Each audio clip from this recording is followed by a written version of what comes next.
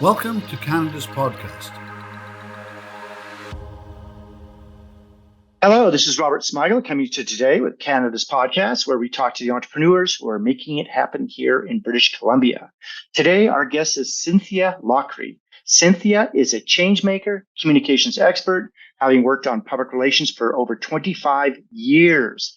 Cynthia is skilled at breaking down communications fundamentals into bite-sized and easy to implement pieces. She does this in her writing, communications consulting, speaking, training, and coaching. While based on Vancouver Island, Cynthia works with individuals, nonprofits, businesses, and organizations from across North America. Cynthia, welcome to the show. It's nice to have you. Thank you for having me today.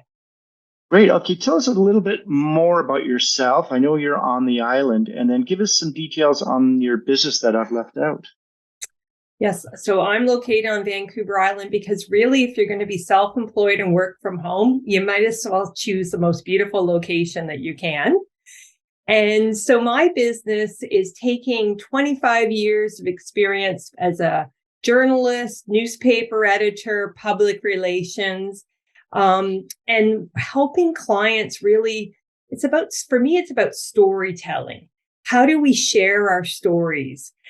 You can put an ad, you can throw something on social media, post, you can get a logo, but what's the story? What is the story you're trying to communicate? So this is where I come in. I work with graphic designers, website developers, videographers. And if it's a rebrand, it's not like it's a pretty logo. We all know that that's not what branding is. It's what is the story of your organization. So that could be helping people with presentation skills, helping with a rebrand or a new website, strategic communications, crisis, and coaching, as well as corporate training. So it's really looking at the needs of that organization. Okay, to start a business takes money, especially in British Columbia. Did you need financing to start your company? And how do you currently make money in your business now? So I really know the power of digital. I was very big on digital before COVID, before everybody realized the importance of a strong website. So my website, howtocommunications.com, is an e-commerce platform where I take all the training tools I have, the templates I use with clients, and have it up there. And what I find is people on my e-commerce site, maybe they just want to know how to write a press release. And so they can download a training video and a template. Maybe they want to get some tips. They can read my blog. So that's where I put a lot of financial resources, is developing a strong website, a website that's easy to navigate and has, strong SEO, search engine optimization. So I cringe when I hear somebody says, oh, my friend can put a website up for me, or I'll just do that over the weekend. Those days are gone. Now you need a truly professional website with a strong back end. Absolutely. Okay, let's talk about your industry, public relations, communications. I want you to give me a key piece of knowledge or information about your industry that our listeners can learn from. So the average person, could you give them a key piece of knowledge that they may not know about? I would say that it all starts with your audience. When you're looking to communicate, a lot of times people say, I want people to know. I think this is important. You're not talking to the mirror. You're talking to human beings with their own interest, with their own knowledge base, with their own, pain points and passion. So it's really about trying to understand your audience, their needs. Where do they live in terms of on social media, in terms of their habits? And so it's less about you and more about how do you connect with your audience as a person. And when you say your audience, drives me crazy, is all British Columbians or all taxpayers. That's nobody. So you want to get into these really specific audiences and know that you might not be talking to everybody. So if you've ever watched a commercial with your kid or with your partner and one of them's laughing and you're going, what? That was a stupid commercial. Well, you weren't the audience. They were. And so you'd rather your audience connect than everybody tuning out. Okay. Now, your business is across North America. So let's talk a little bit about that. What is the long-term vision and what will your company look like in the future? Do you see the company expanding into other areas of communications or even beyond Vancouver Island or Canada or even North America? I love speaking. I love speaking at conferences and doing corporate training. So that is the area of my business I'm expanding. Just before COVID, I was able to work in New York City with a healthcare pharmaceutical company, brought me out. And it's really about, I would love to be out more on a global stage in my public relations hat, where I do a lot of workshops on storytelling and helping make a connection. And also in the advocacy work I do, I'm a mom of an autistic child. So I also do a lot of work advocating for kids with disabilities. Good. Okay, let's talk a little about doing business in British Columbia. What are the biggest benefits for you in being an entrepreneur in BC? I want you to give us some of the good points about starting a company here, but I also want you to give us some of the tough things or challenges that you've had to come so our listeners can keep an eye out for them. I would say the benefit of BC is it's less corporate. I see a lot of entrepreneurs out in BC and less competitive that I've got to push you out of the way. I'm from Ontario. So, less about I got to get out of the way and more of how can we work together? How can we partner? How can I help you, even if it's not going to help me? And so I've been able to create a virtual team of senior graphic designers and web developers and videographers because of this desire to support each other. The drawbacks, I would say, is I'm on Vancouver Island. And well, the benefit is it's beautiful.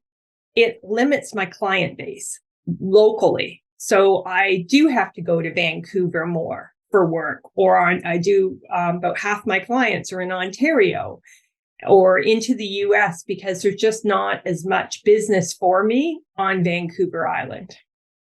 Right. Okay.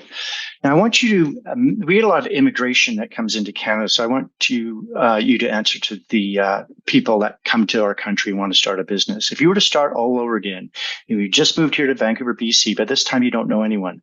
Knowing what you know now, what would you do differently if you were to start all over again as an entrepreneur?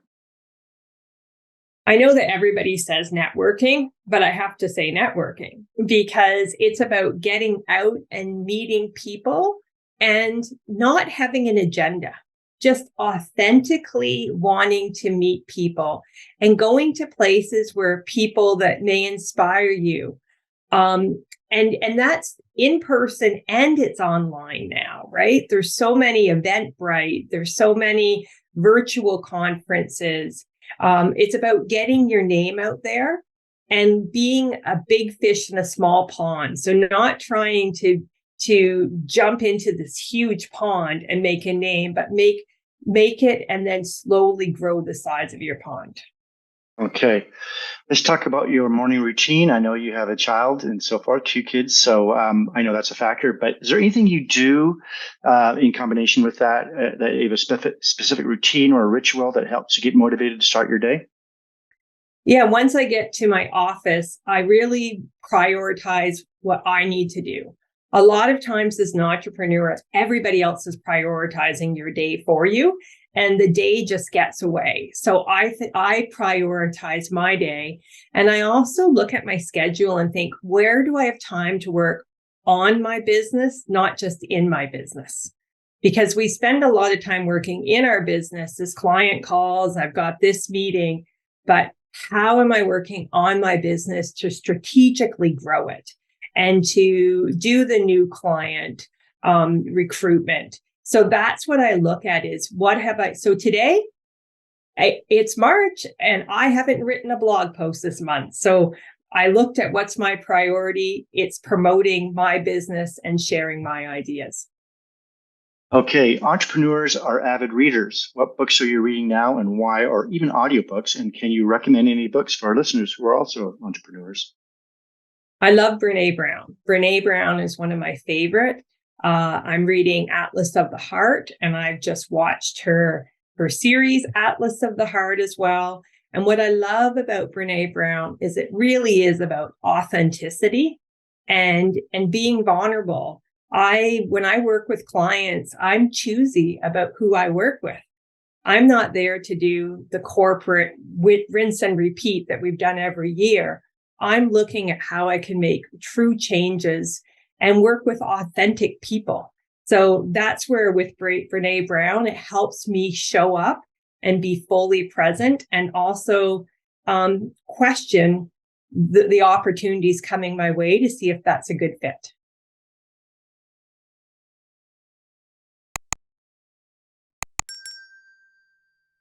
Okay, any online or offline tools that you use on a daily basis?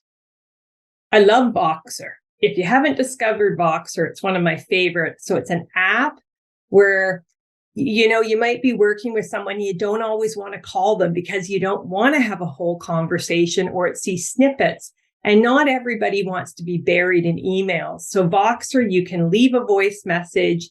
The person gets it. They can respond. It's like a walkie-talkie. But the best part is the message is saved and you can go back and replay it and say, what did they say again? Instead of having to go back and forth and burying each other with emails. Okay. Let's learn a little bit more about you and your personality. If you weren't doing what you do now, what would you like to do for a profession? If you weren't in PR, you could do anything else, what would it be? There's so many things. I used to be a university instructor and I absolutely loved working with young minds and really having some good conversations with the next generation that's coming up. So going back to post-secondary instruction, I loved my time as a journalist where I got to get out in the field and do the human stories, the human interest stories, and really get to know people and organizations and tell those stories. So I think it's really, for me, I just love talking to people.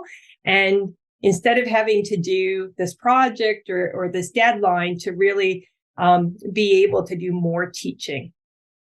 What kind of a job could you not do? Could not do that job? Oh, anything with math. I have a bookkeeper and I have an accountant and they keep me on track, and I have not been audited. And if I ever get audited, they can look after it. I am not an analytical detail person in that brain set. I am very detailed when it comes to the work that I'm doing, but understanding math and mathematical concepts is beyond my ability. Could not be a bookkeeper. No, when I get my taxes done, my bookkeeper always asks me if I've reconciled my accounts. And I had to say, this is why you're here. I don't even know what you're talking about.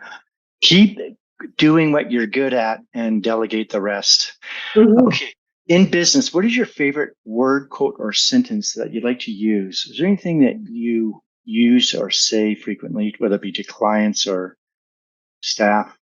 The thing that I started saying when I was a university instructor that I still say is follow your passion and the money will come.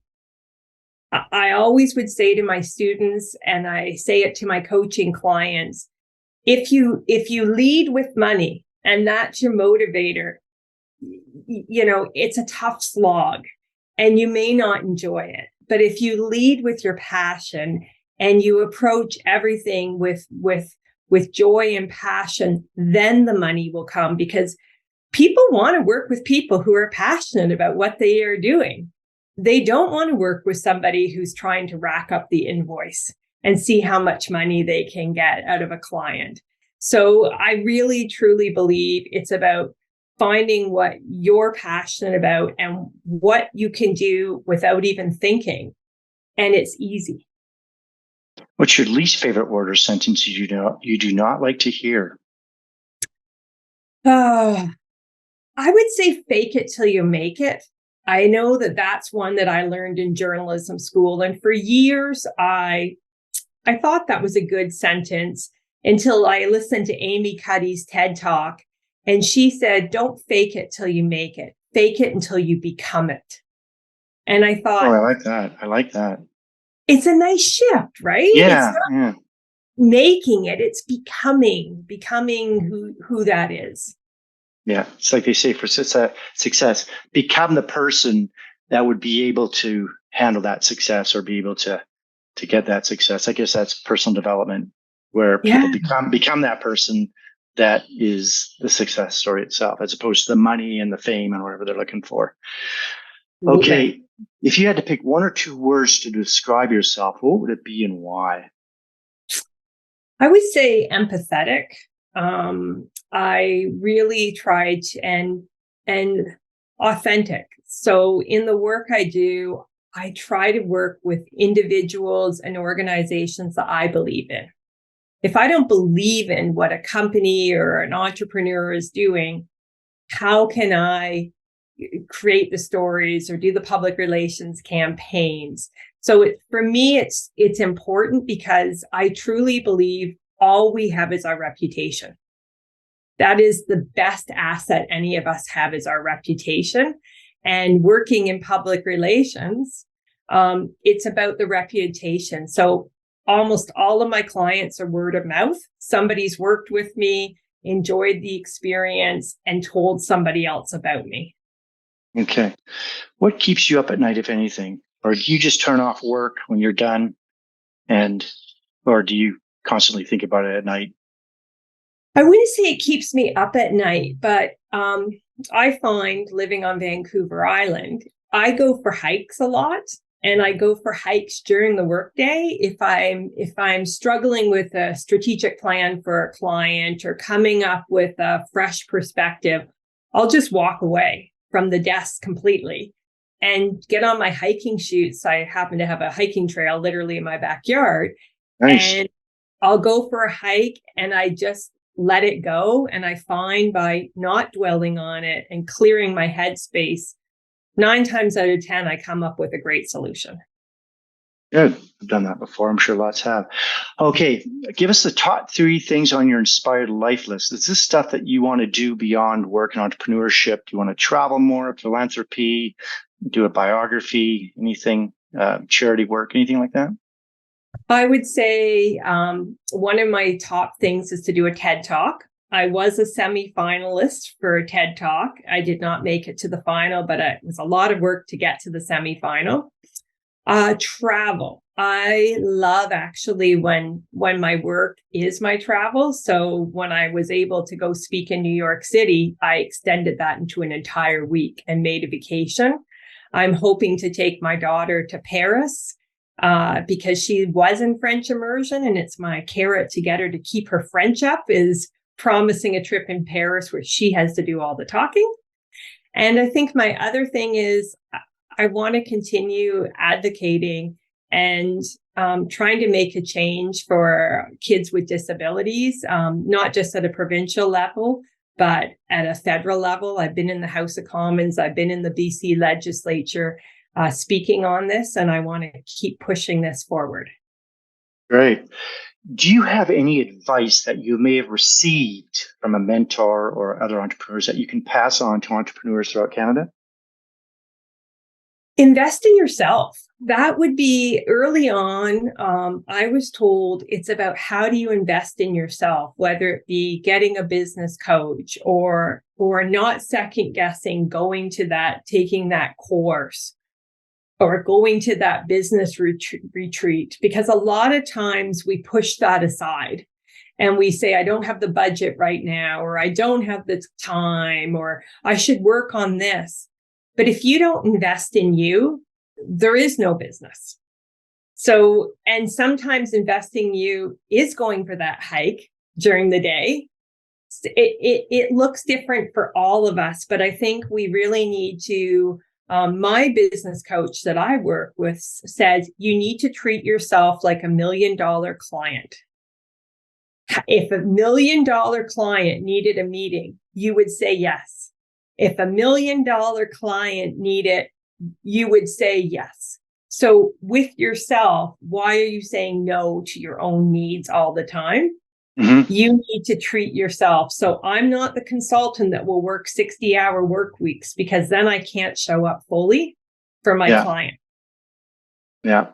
What is it? Jeff Bezos says he makes 3 decisions a day, and he does not make a decision before 10 a.m. Yeah. Because he's prioritizing other things.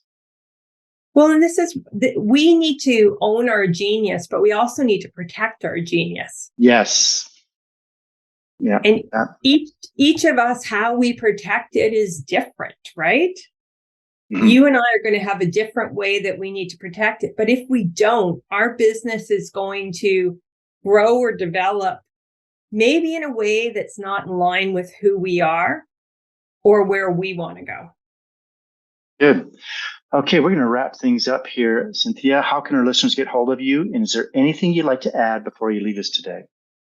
Yeah, you can check out my website, howtocommunications.com. Even if you just want to read some blogs about how to improve your communication skills. And the thing that I would leave you with today is really look at who you want to connect with and how you can make that connection. And communication skills is a soft skill. And unfortunately, it's a skill that a lot of people don't have experience on or haven't developed. So really look at how can you develop your soft skills and where do you need help in that area? Right. I think there's a sense of entrepreneurs want to do it all themselves. And if they're good at software, or they're good at building a widget or building an app or real estate, they may not be good at developing the right skill sets and the soft skills that will make them do even better, I think, in the long run. And right now it's all about digital media, because people are making decisions without even leaving their home. And so you have to view your online presence like a storefront where people are going to decide if they enter or not. There you go. Okay, Cynthia, thanks for coming on the show. I've learned a lot about you, and I'm sure our listeners have as well. And we'll see you next time. Thank you.